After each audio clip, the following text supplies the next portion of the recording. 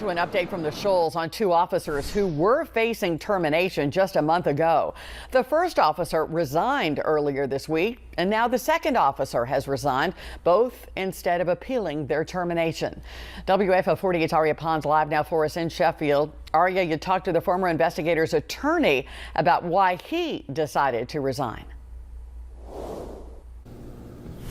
I did. Former investigator Wes Holland's attorney Tony Hughes says that there were several reasons as to why he chose to resign instead of appeal that termination. One of them was that they didn't want to drag out the process any longer, and another one was that they didn't want to have a termination on Holland's record just in case he wanted to continue in law enforcement for the next few years. It's been a month since the Civil Service Board moved to terminate Holland and another Sheffield officer. We are still trying to figure out exactly why the board moved to fire them in the first place. Hughes says the board didn't follow normal procedure, though, when terminating the officers. So to fix it, they said Holland could appeal the termination. He was set to appeal, but instead handed in his resignation. Hughes says another reason to resign was that the same board that voted to fire him would be making the decision once again on whether to keep Holland or not if he appealed the termination.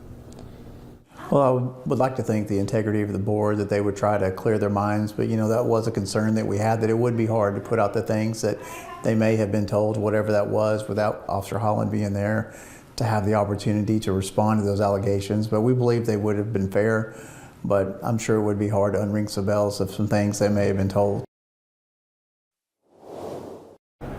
With this resignation, Holland will be able to keep his certification. He won't have a termination on his record, and if he wants to, he will be able to continue in law enforcement in another area. Reporting live in Sheffield, Aria Pons, 48 on your side.